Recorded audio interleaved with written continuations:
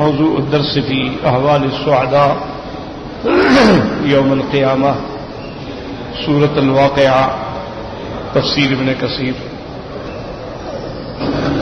الحمد لله رب العالمين والصلاة والسلام على أشرف الأنبياء وسيد المرسلين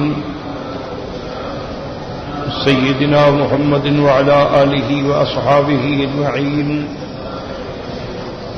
اللهم صل على سيدنا محمد وعلى آل سيدنا محمد كما صليت على إبراهيم وعلى آل إبراهيم في العالمين إنك حميد مجيد. أعوذ بالله من الشيطان الرجيم. بسم الله الرحمن الرحيم. ثلة من الأولين وقليل من الآخرين على سرر موزونة متكئين عليها متقابلين يطوف عليهم ولدان مخلدون بأكواب وأباريق وكأس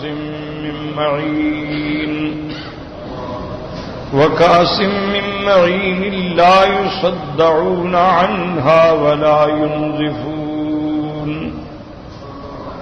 وفاكهة مما يتخيرون ولحم طير مما يشتهون وحور عين كأمثال اللؤلؤ المكنون جزاء بما كانوا يعملون. لا يسمعون فيها لغوا ولا تأثيما إلا قيلا سلاما سلاما.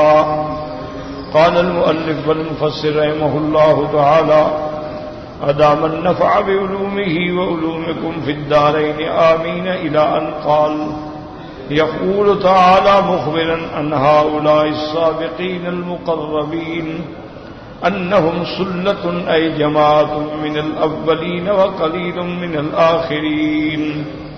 وقد اختلفوا في المراد بقوله الأولين والآخرين فقيل المراد بالأولين الأمم الماضية وبالآخرين هذه الأمة.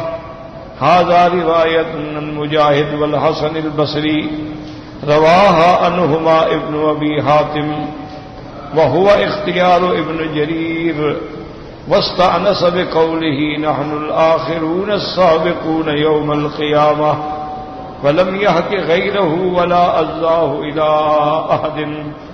ومما يستأنس به لهذا القول ما رواه الإمام أبو محمد بن أبي حاتم. اب مفسر رحمت اللہ علیہ ان آیات کی تفسیر بیان فرماتے ہیں یقول تعالی اللہ فرماتے ہیں اور خبر دیتے ہیں کہ سابقین المقربین جو ہیں ان میں سے سلۃ جماعت ہوگی من الاولین وقلیل من الآخرین، پہلو میں سے ایک بڑی جماعت اور آخرین میں سے تھوڑے. اب فرماتی ہیں کہ اس میں اختلاف ہے کہ اولین اور آخرین سے کیا مراد ہے.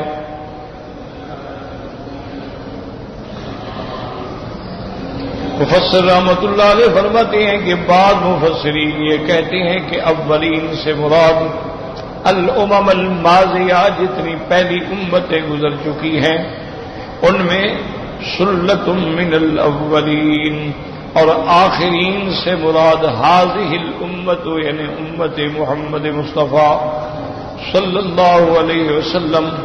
حضرت مجاہد حسن بصری رحمت اللہ علیہ کا یہی قول ہے کہ اولین سے مراد پہلی امتیں اور آخرین سے مراد امت محمد مصطفیٰ صلی اللہ علیہ وسلم ہے. فرماتے ہیں کہ ابن جریر مفسر رحمت اللہ علیہ نے بھی اسی قول کو پسند فرمایا اور انہوں نے اس میں بھی استدلال کیا کہ نحن الآخرون السابقون یوم القیامہ، حضور نے فرمایا کہ ہم سب سے آخر میں آنے والے ہیں، لیکن جنت میں ہم سب سے پہلے جانے والے ہیں۔ وَلَمْ يَأْتِ غَيْرُهُ وَلَا أَزَاهُ إِلَىٰ أَحَدٍ، لیکن اس قول کو کسی دوسرے نے نقل نہیں فرمایا۔ ہاں البتہ اس قول کے مطابق ابو محمد ابن ابی حاتم نے بھی ذکر فرمایا ہے۔ تو یاد رکھیں کہ اس آیت میں اس سے پہلے جو ہم نے پڑھا ہے وہ ہے بیان عظمت، یاد رکھو، اور اس میں ہے بیان عدد۔ پہلی آیات جو ہے نا والسابقون السابقون اولئک المقربون فی جنات النعیم، یہ ان کی عظمت شان ہے۔ اب عدد ان کا کیا ہے؟ سلۃ من الاولین وقلیل من الآخرین، کہ پہلو میں سے ایک بہت بڑی جماعت ہوگی اور آخرین میں سے بھی تھوڑے لوگ ہوں گے۔ تو اب اس میں پہلا قول یہ آیا کہ بھئی اولین سے مراد یہ ہے کہ حضرت آدم علیہ السلام سے لے کر حضور صلی اللہ علیہ وسلم تک جتنے انبیاء رسول ان کے اصحاب، ان میں جو سابقین ہیں، صاف بات ہے کہ ان کی تعداد زیادہ ہوگی، کیوں 1,24,000 تو پیغمبر ہے۔ تو اس لیے علماء نے فرمایا اور ابن جریر نے بھی اسی کو لیا ہے کہ اس سے مراد یہی ہے کہ بھئی سلۃ من الاولین، پہلو میں بہت بڑی جماعت ہے سابقین کی، اور آخر میں قلیل ہے۔ فرماتے حدثنا ابی قال حدثنا محمد بن عیسیٰ بن التبع قال حدثنا شریک بن محمد بن عبد الرحمن نبی النبی ہریرہ رضی اللہ تعالی عنہ قال لما نزلت سلۃ من الاولین وقلیل من الآخرین شق ذلك على اصحاب النبی صلی اللہ علیہ وسلم فنزلت سلة من الأولين وسلة من الآخرين، فقال النبي صلى الله عليه وسلم إني لأرجو أن تكونوا ربع أهل الجنة ثلث أهل الجنة بل أنتم نصف أهل الجنة أو شطر أهل الجنة وتقاسمونهم النصف الثاني۔ ورواه الإمام أحمد بن أسود بن عامر عن شريك محمد بيع الملأ النبي النبي هريرة فذكره۔ اب اس حدیث مبارک میں سیدنا ابی ہریرہ رضی اللہ تعالی عنہ سے روایت ہے کہ جب یہ آیت اتری کہ پہلو میں سے بہت بڑی جماعت اور آخرین میں سے تھوڑے، تو یہ حضور کے صحابہ پہ بات بڑی گراں گزری کہ بھی ہم میں تو پھر تھوڑے ہوئے، پہلے تو ہیں وہ زیادہ ہوئے۔ تو اللہ تبارک و تعالی نے پھر خوشخبری دی کہ سلۃ من الاولین و سلۃ من الآخرین، کہ پہلو میں سے بھی بہت بڑی جماعت اور آخرین میں سے بھی بہت بڑی جماعت۔ حضور پاک صلی اللہ علیہ وسلم نے فرمایا انی لارجو، مجھے امید ہے اپنے اللہ سے، ان تکونوا ربع اہل الجنت، کہ تم چوتھا حصہ جنتیوں میں سے یا تیسرا حصہ،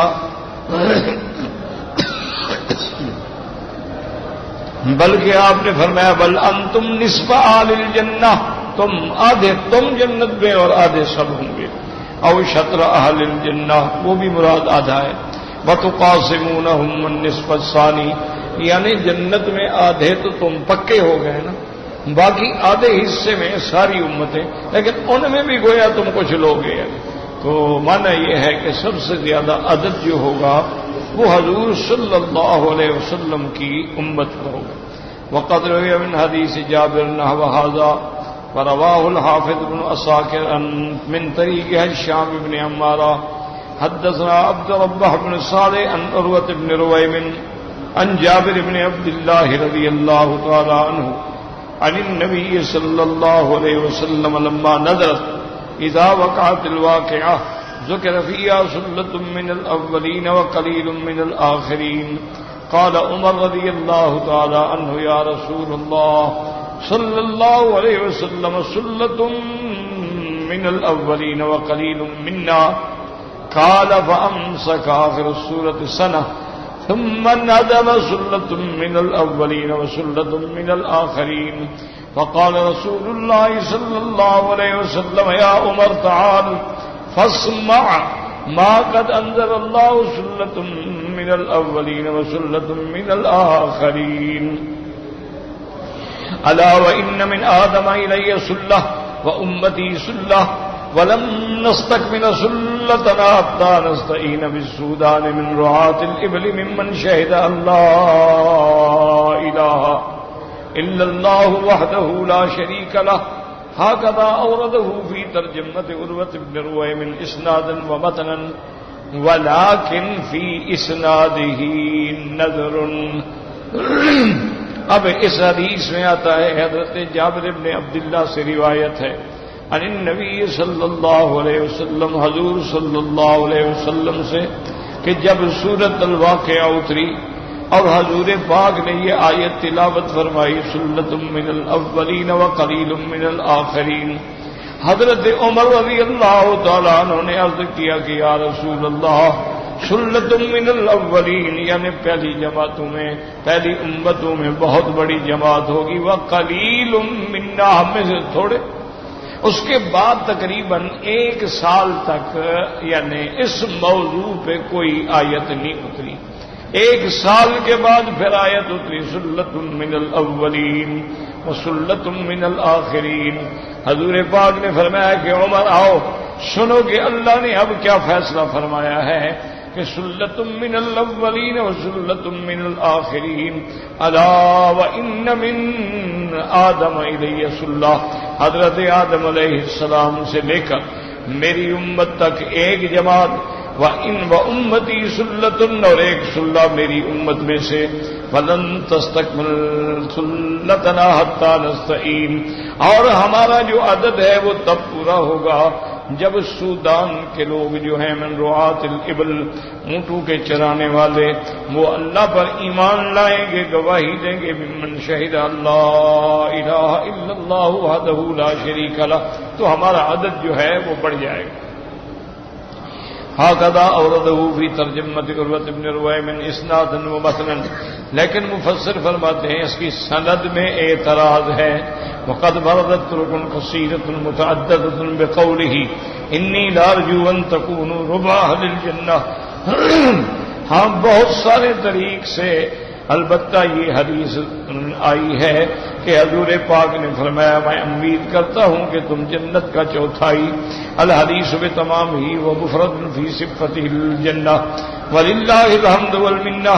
وهذا الذي اختاره ابن جرير ها هنا فيه نظر بل هو قول ضعيف لأن هذه الأمة هي خير الأمم نص القرآن فيبعد أن يكون المقربون في غيرها أكثر منها اللهم إلا أن يقابل مجموع الأمم بهذه الأمة والظاهر أن المقربين من هؤلاء أكثر من سائر الأمم والله أعلم. فالقول الثاني في هذا المقام هو الراجح وهو أن يكون المراد بقوله سلة من الأولين من صدر هذه الأمة وقليل من الآخرين أي من هذه الأمة. اب مفسر رحمت اللہ علیہ فرماتے ہیں کہ یہ قول جو ابن جریر نے اختیار کیا ہے یہ قول جو ہے ضعیف ہے، کیونکہ سب سے پہلی بات تو یہ ہے کہ اس امت کو اللہ تبارک و تعالی نے تمام امتوں سے افضل فرمایا ہے. کنتم خیر امت اخرجت للناس تأمرون بالمعروف وتنہون عن المنکر. تو اب یہ بات بڑی بعید لگتی ہے کہ دوسری امت میں سے مقربون جو ہیں وہ حضور کی امت سے زیادہ ہوں. مفسر کہتے ہیں ہاں یہ ہو سکتا ہے کہ ان تمام امتوں کو ہم ایک سمجھیں، یعنی تمام انبیاء کی امتیں جو ہیں وہ ایک ہی جماعت ہو اور حضور کی امت جو ہے وہ ایک ہو. اس لیے پھر دیکھا جائے گا تو ان المقربین من ہؤلاء اکثر من سائر الامم. لیکن مفسر فرماتے ہیں کہ قول یہی ہے کہ حضور کی امت میں سے مقربین جو ہیں وہ ساری امتوں سے زیادہ ہوں گے، اور یہی قول جو ہے اس مقام پہ راجح ہے۔ اب مراد یہ ہوگی سلۃ من الاولین من صدر هذه الامہ وقلیل من الآخرین من هذه الامہ۔ تو اب بات سمجھیں،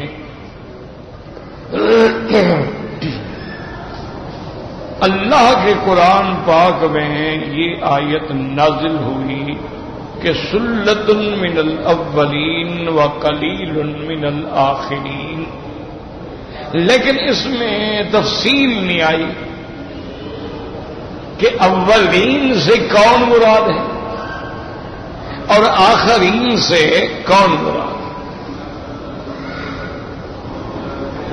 اب اسی طرح جیسے بعض روایات میں آیا کہ صحابہ پہ یہ بات بڑی سخت گزری کہ پہلی امتوں میں زیادہ اور ہماری امت میں تھوڑے، تو یہ بات بھی یعنی کسی صحیح سند سے ثابت نہیں ہے۔ یاد رکھیں، اس کی وجہ یہ ہے کہ سابقہ امتوں میں سے اگر کسی ایک امت سے مقابلہ کیا جائے پھر تو بات ہے، لیکن جب سارے انبیاء کی امتیں ایک طرف ہوں اور حضور کی امت ایک طرف ہو تو پھر اس میں تو کوئی ایسی بات نہیں کہ دلوں پہ شاک گزرے۔ اور دوسری بات یاد رکھیں کہ سب سے راجح قول جو ہے وہ یہ ہے کہ یہ ساری آیتوں کا تعلق جو ہے وہ حضور کی امت سے صلی اللہ علیہ وسلم، اس کا تعلق جو ہے وہ کسی سابقہ امت سے نہیں ہے۔ اس کی وجہ یہ ہے کہ سارے قرآن کو دیکھیں نا، اس کے سیاق کو دیکھیں کہ اللہ تبارک و تعالیٰ نے فرمایا وَكُنْتُمْ أَزْوَاجًا ثَلَاثَةً، اب تمہارے جو ہے 3 قسمیں ہوں گی، تو حضور کی امت کا ذکر ہوگا۔ ان 3 قسموں میں ذکر کیا گیا اصحاب المیمنہ، اصحاب المشأمہ والسابقون السابقون۔ تو اس وقت جو اس صورت میں اللہ خبر دے رہے ہیں وہ حضور کی امت کی خبر دے رہے ہیں، نہ کہ نوح علیہ السلام کی امت کی خبر دے رہے ہیں۔ تم کا خطاب جو ہے وہ صحابہ کو ہے جن میں قرآن نازل ہوا ہے، اس سے مراد کوئی ساری امتیں تو نہیں ہے۔ تو اب جو صحیح قول بنے گا وہ یہ ہے کہ بھائی حضور کے زمانہ جو تھا وہ خیر القرون کا زمانہ تھا، خیر ہی خیر تھی، خیر القرون قرنی ثم الذین یلونہم ثم الذین یلونہم او کما قال النبی صلی اللہ علیہ وسلم۔ حضور کا زمانہ، صحابہ کا زمانہ، تابعین کا زمانہ، یہ تو خیر القرون ہے نا، اس لیے ان میں تو بہت مقربین، ان میں تو سابقون المقربون بہت بڑی جماعت۔ اب حضور کی باقی امت جو ہے قیامت تک ان میں ان کے مقابلے پہ تھوڑے ہیں۔ اب اللہ نے پھر کرم فرما دیا، اللہ تبارک و تعالی نے تابعین کے بعد جو امت قیامت تک آنے والی ہے ان میں بھی اللہ نے ایسے لوگ پیدا فرما دیے کہ جو سابقین کے درجے پہ پہنچ گئے۔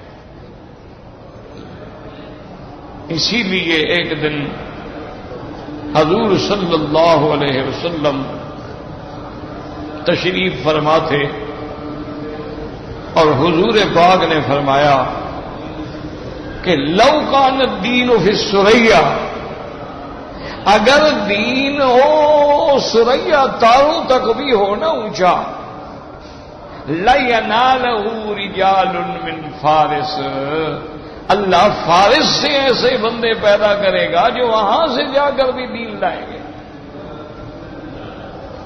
اور ایک حدیث پاک میں آتا ہے کہ حضور نے فرمایا اور اشارہ کیا حضرت سلمان فارسی کی طرف کہ سلمان رضی اللہ تعالی عنہ تمہاری قوم میں سے ایسے بندے پیدا ہوں۔ اور اسی طرح حضور پاک صلی اللہ علیہ وسلم نے حجۃ الوداع کے موقع پہ جب خطبہ حجۃ الوداع دیا ہے تو اس میں حضور نے یہ بھی فرمایا کہ فَلْيُبَلِّغُ الشَّاهِدُ الْغَائِبَ، کہ اب جو تم سن رہے ہو یہ میرا خطبہ ان تک پہنچاؤ جنہوں نے نہیں سنا ہے۔ ہو سکتا ہے کہ وہ نہ سننے والے تم سے بھی زیادہ ذہین نکلیں، تم سے بھی زیادہ کام کریں۔ تو یہ تو اللہ تعالی کی شان ہے کہ اللہ نے پھر حضور کی امت میں ایسے لوگ پیدا کیے ہیں، تبع تابعین میں بھی، اور ان کے بعد بھی اللہ نے ایسے لوگ پیدا کیے، عابدین بھی، صدیقین بھی، شہداء بھی، صالحین بھی، مجاہدین بھی، مخلصین بھی، کہ وہ جن پر تمام قیامت تک عالم اسلام جو ہے وہ فخر کرتا، ایسے لوگ پیدا ہوئے۔ اب اس کی چھوٹی سی مثال دیکھیں کہ حضور صلی اللہ علیہ وسلم کے زمانے میں یہ جو سیاستہ 6 کتابیں ہم پڑھتے ہیں الحمدللہ، یہ حضور کے زمانے میں تو نہیں تھی۔ یہ جو آج کتابیں ہم پڑھتے ہیں، بخاری ہے، مسلم ہے، اور 4 سنن ہیں، سنن ابن ماجہ ہے، سنن نسائی ہے، اسی طرح سنن ترمذی ہے، تو یہ کتابیں تو حضور کے زمانے میں نہیں ہیں۔ یہ تو امام بخاری کہاں بخارا میں پیدا ہوا، اور اسی طرح آپ دیکھیں کہ امام ترمذی ترمذ میں پیدا ہوئے، کوئی اصفہان میں پیدا ہوا، کوئی سجستان میں پیدا ہوا، سب ماوراء النہر کے لوگ جو تھے انہوں نے یہ خدمت کی دین کی کہ حضور کی تمام حدیثوں کو جمع کر کے سیاق کی شکل میں بھی جمع کیا، سنن کی شکل میں بھی جمع کیا، اور ان کے ابواب بنا کے پوری حضور کی امت کے لیے آسانی پیدا فرما دی کہ آپ نے ابواب الطہارہ کا مسئلہ دیکھنا ہے، ابواب الطہارہ کھول لو، نماز کا مسئلہ دیکھنا ہے، ابواب الصلاۃ کھول لو، زکوٰۃ کا مسئلہ دیکھنا ہے، ابواب الزکوٰۃ کھول لو، نکاح و طلاق کا مسئلہ کوئی مسئلہ کھول لو اور حدیثیں پڑھ لو۔ تو یہ خدمت جو ہے یہ تو بعد میں آنے والوں نے کی ہے نا۔ تو اسی طریقے سے آپ دیکھیں کہ قرآن کی جو تفاسیر لکھی گئی ہیں، میرے آقا کے زمانے میں تو تفسیر ابن عباس ہے۔ اچھا، حضرت ابن عباس کے بعد تفسیر مجاہد ہے، اس کے بعد تفسیر قتادہ ہے، ضحاک ہے، سدئی ہے، تفسیر ابراہیم نخعی ہے، یہ چند ایک تفسیریں۔ اچھا، وہ بھی اتنی مختصر ہے، تفسیر ابن عباس جو ہے 1 جلد میں ہے۔ تو یہ لوگ تو پھر سارے بعد میں پیدا ہوئے جنہوں نے اللہ کی قرآن کی تفاسیر میں 10 جلد، 20 جلد، 30 جلد کی تفسیریں لکھی، اور پھر ایک ایک قرآن کے حرف پہ بحث کی۔ بعض علماء نے صرف مشکلات القرآن پہ بحث کی کہ قرآن میں کیا کیا لفظ مشکل ہے۔ بعض علماء نے اعجاز القرآن پہ بحث کی کہ قرآن کے اندر اعجاز جو ہے باعتبار لفظ کے بھی باعتبار معنی کے بھی وہ کہاں کہاں ہے۔ بعض علماء نے ارض القرآن پہ بحث کی کہ اللہ کے قرآن میں جو ذکر آتا ہے قوم عاد ہے، قوم سمود ہے، قوم لوط ہے، وادی محصر ہے، اور قصہ ابرہہ ہے، اور قوم نوح ہے، جبل جودی ہے، یہ کہاں ہے؟ انہوں نے صرف ارض القرآن پہ کام کیا۔ اسی طرح سے بعض علماء نے تفسیر القرآن بالقرآن سے کام کیا کہ اللہ کے قرآن کی ایک آیت جہاں مجمل ہے دوسری جگہ مفصل ہے۔ بعض علماء نے اسباب النزول پہ کام کیا کہ یہ آیت کب اتری، کیوں اتری، کس قصے میں اتری۔ بعض علماء نے اسرار التکرار فی القرآن پہ کام کیا کہ قرآن میں بعض لفظ جو ہیں وہ بار بار کیوں آئے ہیں آخر۔ فَبِأَيِّ آلَاءِ رَبِّكُمَا تُكَذِّبَانِ فَبِأَيِّ آلَاءِ رَبِّكُمَا تُكَذِّبَانِ 31 دفعہ ایک سورت میں آیا ہے۔ فَوَيْلٌ يَوْمَئِذٍ لِّلْمُكَذِّبِينَ فَوَيْلٌ يَوْمَئِذٍ لِّلْمُكَذِّبِينَ، یہ کیوں ہے؟ اس کے لیے انہوں نے الگ کتاب لکھی۔ اسی طریقے سے بعض علماء نے وہ علوم بیان کیے، علوم القرآن، بعض نے احکام القرآن جیسے جساس نے لکھا، بعض نے فقہی انداز میں تفسیریں لکھی جیسے قرطبی نے لکھی، بعض علماء کرام نے یعنی اس انداز میں کہ قرآن کے اندر حکمتیں کیا ہیں اس کو اجاگر کرنے کے لیے کہ قرآن کی آیت میں کیا کیا حکمتیں پوشیدہ ہیں، اس کے لیے انہوں نے مستقل تفسیریں لکھی۔ اسی طرح جو تراجم میں قرآن ہیں یعنی قرآن کا ترجمہ جو ہے، مثلا ہندوستان میں سب سے پہلے ترجمہ جو ہے جس کا سب سے اونچا مقام ہے وہ حضرت شاہ عبد القادر کا ہے رحمت اللہ علیہ، ان کے بعد جو ترجمہ ہے وہ شیخ الہند رحمت اللہ علیہ کا ہے، اور ان سے بھی پہلے ایک شخص حضرت امیر محمد گزرے ہیں جن نے سب سے پہلے ترجمہ کیا ہے۔ اب اسی انداز میں اگر آپ دیکھیں گے، اچھا پھر دیکھیں تفسیر جو ہے جلال الدین نے سیوطی نے لکھی، جلال الدین محلی نے لکھی، تفسیر قرآن میں آپ دیکھیں گے تو آپ کے اگر صرف اردو زبان کی تفسیریں اگر آپ اکٹھی کریں تو خدا جانے کتنی ہو جائیں۔ اردو زبان کے اندر جو تفاسیر ہیں بہت بڑی تفسیریں ہیں۔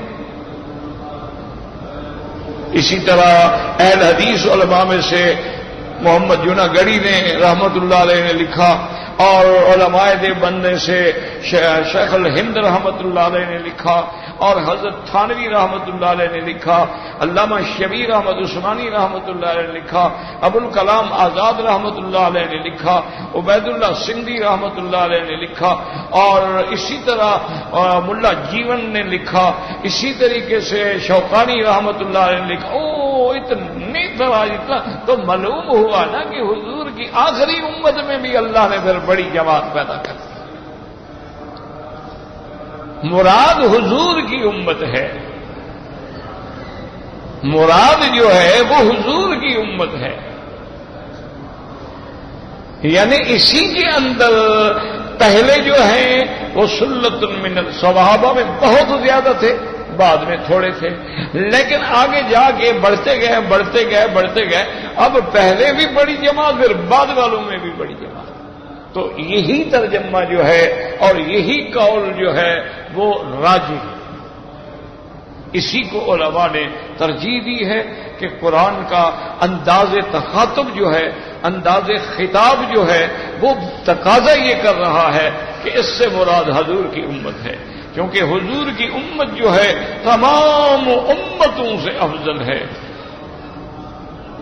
کیوں افضل ہے؟ ایک تو قرآن نے بتا دیا، کنتم خیر امت اخرجت للناس تأمرون بالمعروف وتنہون عن المنکر۔ اللہ نے فرمایا تم سب سے بہتر امت ہو، لوگوں کو بھلائی کا حکم دیتے ہو اور برائی سے روکتے ہو، اس لیے بہتر، اور پھر تم اس لیے بہتر ہو کہ اللہ نے جو تمہارے پاس نبی بھیجا ہے اس کا کوئی مقابلہ نہیں کر سکتا ہے، وہ امام الانبیاء ہے، اور کسی امت کو تو یہ مقام نہیں ملا۔ اللہ نے تمہارے پاس جو کتاب بھیجی ہے قرآن، وہ ام الکتاب ہے، وہ تمام کتابوں سے افضل ہے، اعلیٰ ہے، اور سب کی ناسخ ہے۔ تو ایسا نبی بھی کسی کو نہیں ملا اور ایسی کتاب بھی کسی کو نہیں ملی، اور اللہ تبارک و تعالی نے پھر اس امت میں بخشش کے لیے ایسے دروازے کھول دیے ہیں کہ بس وضو کر لو گناہ گر گئے۔ اب کیا مشکل ہے ابھی وضو کرنا؟ اچھا مسجد کی طرف چل پڑو، ہر قدم پہ گناہ گر گئے۔ مسجد میں داخل ہو کے 2 رکعت پڑھ لو، گناہ گر گئے۔ مسجد میں نماز پڑھ کے بیٹھ جاؤ، 2 رکعت اشراق پڑھ لو، 1 عمرے کا ثواب مل گیا۔ مسجد میں بیٹھ کے تم نے تسبیحات پڑھی، جنت میں باغ لگ گئے۔ تو اللہ نے تمہارے لیے ایسے راستے پیدا کر دیے، ایسی نعمتیں پیدا کر دی ہیں کہ کوئی بدقسمت آدمی ہو تو اس کا تو کوئی علاج نہیں، ورنہ یہ ہے کہ جیسے حضور نے فرمایا مجھے یہ بتاؤ جس بندے کے گھر کے آگے نہر بہتی ہو اور 5 دفعہ وہ اس سے منہ دھوتا ہو، غسل کرتا ہو، اس کے بدن پہ کوئی میل رہے گی؟ تو صحابہ نے کہا حضور کیسے رہ سکتی ہے؟ تو فرمایا جو 5 دفعہ وضو کرے گا اس کے بدن پہ گناہوں کی میل کیسے رہے گی؟ تو یہ نعمتیں جو ہیں ہمیں ملی ہیں، اس بھی اللہ نے اس امت کو بہت بڑا شرف بخشا ہے۔ بعض اوقات بعد میں آنے والے لوگ جو ہیں وہ اتنا کام کر جاتے ہیں جو پہلے نہیں کر سکے۔ اچھا، اس کی چھوٹی سی مثال ہے جو تاریخوں میں محفوظ ہے کہ سب سے پہلے تبلیغ کا کام شروع کیا مولوی الیاس رحمت اللہ نے، جو ہم نے تاریخوں میں پڑھا۔ انہوں نے میو قوم سے ابتدا کی، بڑی اجڈ اور بڑی جاہل اور بڑی ضدی قوم تھی۔ اچھا جی، بہرحال انہوں نے بڑا کام کیا، اللہ قبول فرمائے۔ اب جب وہ فوت ہو گئے، اب مسئلہ آیا کہ بھئی ان کے بعد ان کی جماعت کی ذمہ داری کس کو دی جائے؟ ان کے صاحبزادے تھے حضرت محمد یوسف، لیکن اس وقت وہ صاحبزادے تھے، یہ صاحبزادہ ہونا بھی تو ایک امتحان ہے نا۔ آدمی کسی پیر کا بیٹا ہو یا مولوی کا بیٹا ہو تو لوگ عزت کرنی تو شروع کر دیتے ہیں نا، تو اس کا دماغ تو خراب ہوگا۔ یہ صاحبزادہ ہونا بھی ایک خاص بیماری ہے۔ تو وہ اس وقت صاحبزادے تھے، ان کا ادھر کوئی خیال ہی نہیں تھا دین کے کام میں۔ تو اب جب سارے علماء اکٹھے ہوئے، علماء دیوبند آئے، علماء تھانہ بھون آئے، علماء رائے پور آئے، علماء سہارنپور آئے، اور بڑے بڑے مشائخ اکٹھے ہوئے، انہوں نے کہا کہ بھئی اس بچے میں تو یہ صلاحیت ہے ہی نہیں کہ یہ باپ کا کام کر سکے، یہ تو اس قابل ہی نہیں ہے۔ اور یہ کوئی جائیداد کا مسئلہ تو نہیں ہے نا کہ باپ کی جائیداد بیٹے کو بھی لگی، اچھا ہو یا برا ہو، یہ تو دین کا کام ہے۔ کرنے والی صلاحیت بھی تو ہو نا، اس کو ذمہ داری دیں ہم۔ لیکن ساری رات کی میٹنگ کے بعد، غور کرنے کے بعد، تمام بزرگوں نے فیصلہ کیا کہ بھائی ایسا کرو، یہ اس کا بیٹا ہے، کسی اور کو بنانے کے بجائے اسی کو پگڑی بندھوا دو اور دعا کرو اللہ قادر ہے، اللہ اس کی دل کو بدل دے اور اللہ اس سے کام لے لے۔ تو اس کو بڑا بنا دیا گیا۔ تو حضرت مولوی یوسف رحمت اللہ علیہ نے وہ کام کیا جو بابا بھی نہ کر سکا، اس نے لوگوں کو اپنا ابا بلا دیا۔ اچھا، اب مولوی یوسف کے بعد پھر وہی مسئلہ پیدا ہو گیا۔ صاحبزادہ انعام الحسن تھا، وہ پھر صاحبزادے تھے، وہ لباس شباس یہ وہ اکڑ پکڑ تو صاحبزادوں میں تو ہوتی ہے نا۔ تو اب پھر مسئلہ پیدا ہو گیا کہ حضرت مولوی یوسف صاحب نے تو اتنا کام پھیلا دیا، اب یہ بچہ کیا کرے گا؟ تو پھر بزرگوں نے کہا یار اسی کو بناؤ، بس دعائیں کرو اس کے لیے۔ انہوں نے حضرت انعام الحسن کو بنا دیا، اس نے اس کام کو وہاں پہنچایا جہاں مولوی یوسف نہ پہنچا سکا۔ اس نے اتنا کام کیا کہ 57 ملکوں میں جماعت پہنچ گئی۔ تو یہ اللہ کی شان ہے۔ اب حضرت مفتی محمد شفیع صاحب رحمت اللہ علیہ جو تھے، بہت بڑے عالم، استاد الکل تھے، اور تمام یعنی علماء کے اپنے دور میں استاد تھے۔ اللہ نے ان سے بڑا کام لیا، لیکن ان کے بعد جو اللہ نے اولاد پیدا کی، اولاد باپ سے بھی بڑھ گئی۔ اب حضرت تقی صاحب جو ہیں، تقی عثمانی اور رفیع عثمانی، تو اب دیکھیں تقی صاحب نے انگریزی میں کتابوں کے ترجمے لکھ کے وہ کام کیا نا جو ابا نہیں کر سکے۔ حضرت نے تو کوئی تفسیر انگریزی میں نہیں لکھی تھی، حضرت نے تو پورے ورلڈ کو جا کے خطاب نہیں کیا تھا۔ حضرت کی کتابیں جو ہے وہ کوئی انٹرنیشنل لیول پر تو نہیں جاتی تھیں۔ اللہ نے وہ کام لے لیا اولاد سے جو والد نہیں کر سکے، حالانکہ والد کا بڑا مقام ہے، ان کے مقام کی کوئی بات نہیں۔ کوئی نعوذ باللہ تنقیص نہیں، لیکن شان ہے کہ اللہ نے ان کی اولاد سے کام لے لیا۔ اللہ جس سے چاہے۔ اسی طرح کہتے ہیں تو وہ بھی یہ بھی تاریخ میں ہے کہ خواجہ ناظم الدین کے پاس اپنا کچھ علماء کا وفد گیا، جن میں عطا اللہ شاہ بخاری رحمت اللہ علیہ بھی تھے اور حضرت امروٹی بھی تھے اور بڑے بڑے اور لوگ بھی تھے، تو ان میں علماء بریلوی بھی تھے اور ان میں شیعہ بھی تھے، ختم نبوت کے مسئلے میں سب اکٹھے تھے۔ تو اس کو جا کے سمجھایا کہ خواجہ صاحب آپ نمازی آدمی ہیں، تہجد گزار ہیں، شب بیدار ہیں، اللہ سے ڈرنے والے ہیں، خدا کو ماننے والے ہیں، صحیح العقیدہ مسلمان ہیں، اگر تمہارے دور میں بھی ختم نبوت کا کام نہ ہوا اور مرزائیت کو اقلیت قرار نہ دیا گیا پھر کون کرے گا؟ تم دین والے آدمی ہو۔ بڑا نمازی پرہیزگار آدمی تھا، تو وہ ڈرا ہوا تھا بیچارہ باہر کی طاقتوں سے، تو بیٹھے بیٹھے کہنے لگا حضرات آپ لوگوں کی بات حق ہے، میرا بھی یہی عقیدہ ہے کہ جو حضور صلی اللہ علیہ وسلم کی ختم نبوت کا منکر ہے وہ کافر ہے، میرا یہی عقیدہ ہے، لیکن میں یہ کر نہیں سکتا، قادیانیوں کے خلاف میں کوئی قدم نہیں اٹھا سکتا، میں مجبور ہوں۔ تو کہتے ہیں اللہ عالم، کیونکہ میں نے تو سنی بات کر کہ حضرت شاہ جی جوش میں آئے اور داڑھی مبارک پہ ہاتھ پھیرا اور اس کے بعد یوں آنکھیں نکال کر، بڑی آنکھیں تھی حضرت کی، ناظم الدین کو دیکھا اور فرمایا او خواجہ سن لے، یہ تیرے جیسا تہجد گزار جو کام نہیں کر سکا نا، ایک فاسق فاجر آ کے یہ کام کرے، اللہ نے یہ کام اس سے لینا ہے، تم سے لینا ہی نہیں، دبا ہو جاؤ۔ کس نے کیا جناب؟ بھٹو نے۔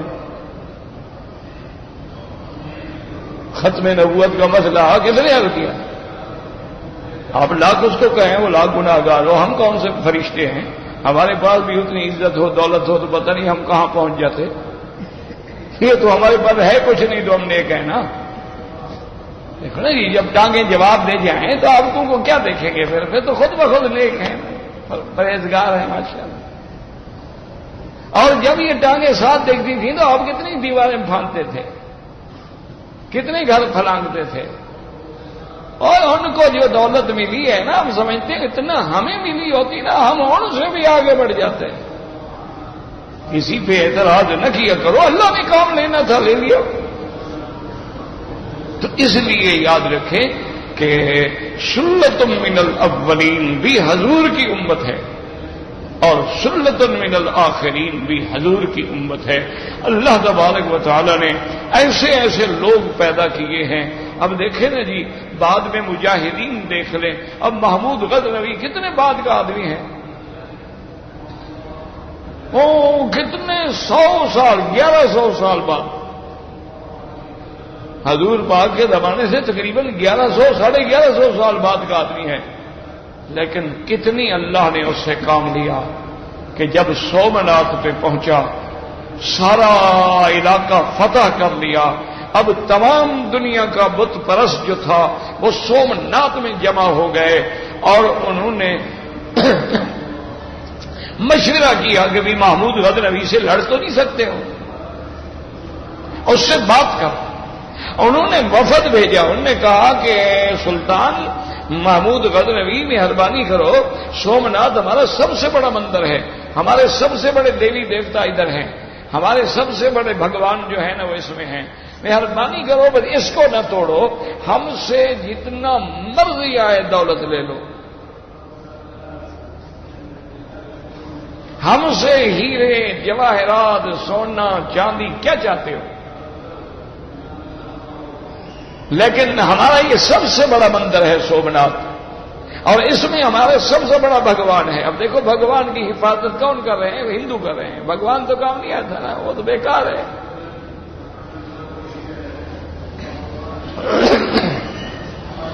پتہ ہے محمود غزنوی نے کیا کہا؟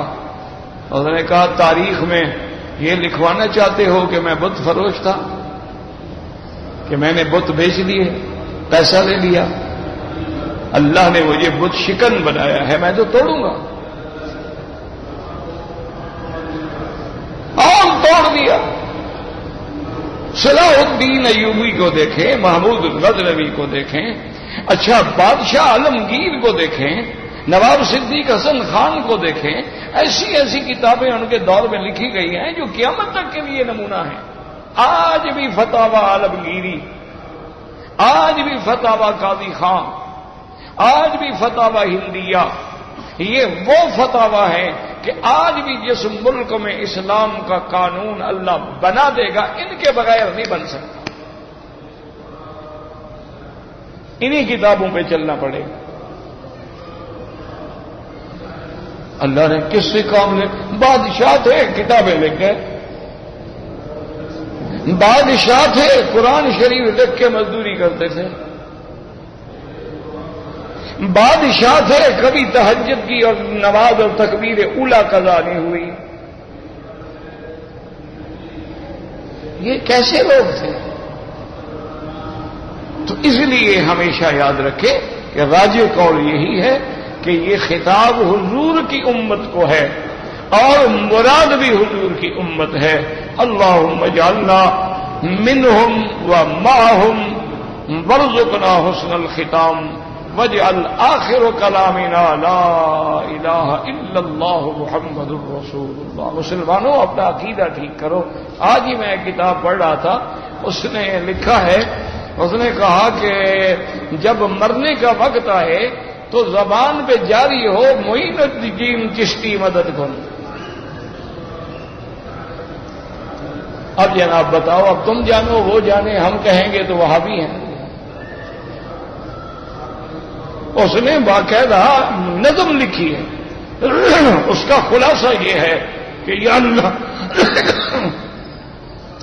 میں دعا کر رہا ہوں کہ میری موت جب آئے تو میری زبان پہ خواجہ معین الدین اجمیری کا نام جاری ہو۔ اب تم جانو، نبی پاک فرماتا ہے زبان پہ کیا ہو؟ لا الہ الا اللہ محمد الرسول اللہ، اور یہ کہتے ہیں کہ نہیں پیر ہو۔ ایک اور شریف آدمی نے لکھا، وہ کہتا ہے میرا پیر جو ہے نا صدر الدین، یہ ظاہر میں تو صدر الدین ہے پر باطن میں رحمت للعالمین یہی ہے۔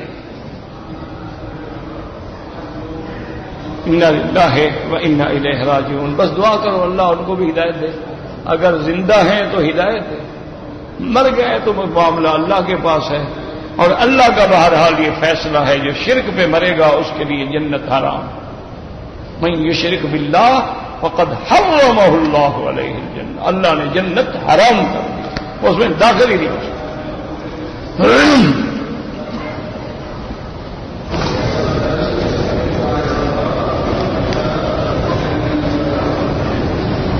کہتے ہیں جی کہ ایک گانے والا آدمی ہے، اس نے ایک مسجد بنائی ہے، تو اب میرا بھائی مجھے نہیں پتا ہے کہ وہ کیا اس کے پاس ماں سوا گانے کے اور کوئی آمدنی نہیں؟ کیا بیٹھنے تو بیچارے بیٹھ جگہ دے دو، جگہ مریض ہے بیچارہ، بیمار ہے، جگہ دے دو۔ اللہ شفا عطا فرما، اللہ ہر بیمار کو شفا عطا فرما، اللہ ہماری باطنی ظاہری بیماریاں بھی دور فرما دے۔ تو بہرحال یاد رکھو کہ اس نے مسجد بنائی، اگر تو وہ پیسہ گانے بجانے کا ہے وہ تو حرام ہے، حرام کے پیسے سے مسجد نہیں بنائی جاتی۔ وہ تو مکے والوں کو بھی حیا آ گیا تھا کہ کعبہ چھوٹا کر دیا لیکن حرام کا پیسہ نہیں لگایا۔ کافر ہیں، مشرک ہیں، ابو جہل اینڈ کمپنی، جب وہ کعبہ بنا رہے ہیں تو ان کا پیسے ختم ہو گیا، یار کعبہ چھوٹا کر دو بس حرام کا پیسہ نہ ہو۔ تو بہرحال حرام کے پیسے سے مسجد بنانا ناجائز ہے اور اس میں نماز پڑھنا بھی ناجائز ہے۔ جیسے بینک والے بنا دیتے ہیں سود کا پیسہ ہوتا ہے، انشورنس کمپنیاں بنا دیتی ہیں سود کا پیسہ ہوتا ہے، اچھا، بعض ہمارے مسلمان ماشاءاللہ جذبے میں آ کر سرکاری زمینیں پڑی ہوتی ہیں نا شام لاٹ، وہاں قبضہ کر کے مسجدیں بنا دیتے، سب حرام ہے، یہ غصب ہے، یہ ناجائز ہے۔ اور آج کل تو ہمارے بعض ہوتے ہیں نا وہ جیسے کہتے ہیں نا لینڈ مافیا، اسی طرح ہمارے مولویوں میں بھی ایک مافیا ہے، ان کا کام ہی یہی ہوتا ہے کہ وہ پلاٹ پہ نظر رکھتے ہیں کہ کہاں موقع کا اچھا پلاٹ پڑا ہے، وہاں راتوں رات جناب مسجد بنا کے ڈیرا لگا کے بیٹھ جاتے ہیں۔ اب مسجد تو بنے گی 500 گز میں، 1500 گز مولوی صاحب کے کام آ جائے گا انشاءاللہ۔ یہ سب حرام ہے اور ایسی مسجدوں میں نماز پڑھنا بھی جائز۔ اگر ہاں اس گانے والے کے پاس اپنی بھی کوئی جائیداد ہو، اس نے حلال لگائی ہو، تو پھر گانے والا ہونا تو کافر تو نہیں نا، گناہگار ہے۔ کہتے ہیں جی کہ ایک آدمی 4 مہینے کے لیے دین کی تبلیغ کے لیے نکلتا ہے، اس کی بیوی راضی نہیں ہوتی، یہ 2 سال کے لیے جو کام کے لیے نکلے ہوئے ہیں، ان کے بارے میں کیا حکم ہے؟ یہ جو 2 سال کا ویزا لے کے آئے ہیں، ورک ویزا پرمٹ لے کے آئے ہیں، ان کے بیوی بچے راضی ہیں، دین والی بات پہ ناراض ہوتے ہیں؟ ماشاءاللہ، اللہ ہدایت دے، کچھ شرم کیا کرو، دین کا کام نہیں کر سکتے تو دین والوں پہ اعتراض نہ کیا۔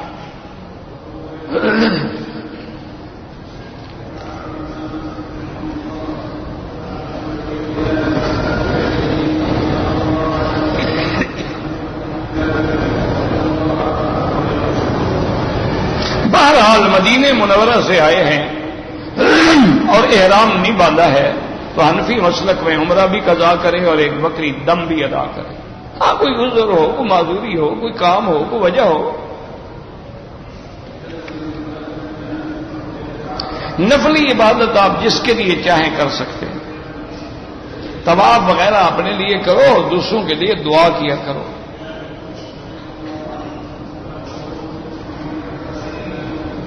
اگر مکے کا رہنے والا رمضان المبارک کی عید کے بعد مدینہ منورہ گیا، وہاں سے آ کر اس نے عمرہ کیا، پھر اسی سال حج کیا، تو امام احمد بن حنبل رحمت اللہ علیہ اور امام شافعی رحمت اللہ علیہ فرماتے ہیں کہ اس کا حج خود بخود تمتع ہو جائے گا کہ اس نے عمرہ بھی کیا ہے اور حج بھی کیا ہے، لہذا وہ مفرد نہیں رہے گا۔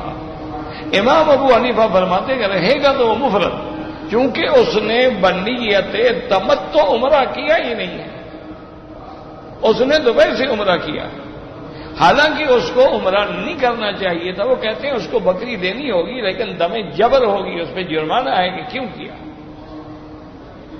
کہتے جی کہ ہم 10 دوستوں نے مل کر کمیٹی ڈالی ہوئی ہے، یعنی مثلا روزانہ ہم 10-10 روپے جمع کریں گے مثال کے طور پر، اور 1 مہینے کے بعد کھولیں گے، تو جس بندے کا نام نکل آئے گا اس کو دے دیں گے، کوئی بات نہیں۔ مانا یہ ہوتا ہے تاکہ وہ پیسے بیچارے کے کام لگ سکیں، ایسے 10-10 روپے تو ضائع ہو جائیں گے نا۔ 3 مہینے کے بعد اگر اس کو 1000 یا 2000 مل جائے گا تو اس کا کوئی کام ہو جائے گا، پھر اور کو مل جائے گا، پھر دوسرے کو مل جائے گا۔ اس میں نہ سود ہے نہ اور کوئی چکر ہے، پیسہ تو وہی رہے گا نا جو ڈالو گے، تو کوئی حرج نہیں۔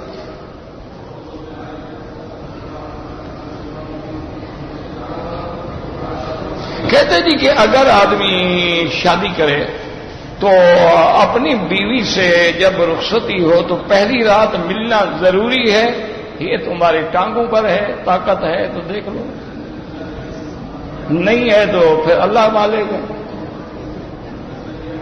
اللہ کے بندے یار یہ عجیب مسئلے ہیں، پہلی رات ضروری ہے، دوسری رات ضروری ہے، تیسری رات ضروری ہے، بیوی ہے تمہاری، پہلی رات ملو تیسری رات ملو، شریعت نے تمہیں منع نہیں کیا۔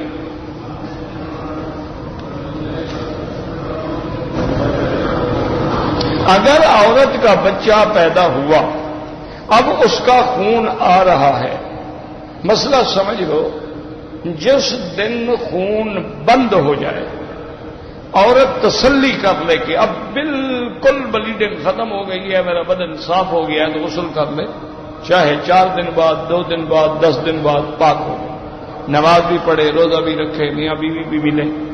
اگر ایک عورت ہے وہ خون آ رہا ہے، تھوڑا آ رہا ہے، رکا پھر آ گیا، ایک دن رکا پھر آ، اب اس کو 40 دن تک انتظار کرنی پڑے گی۔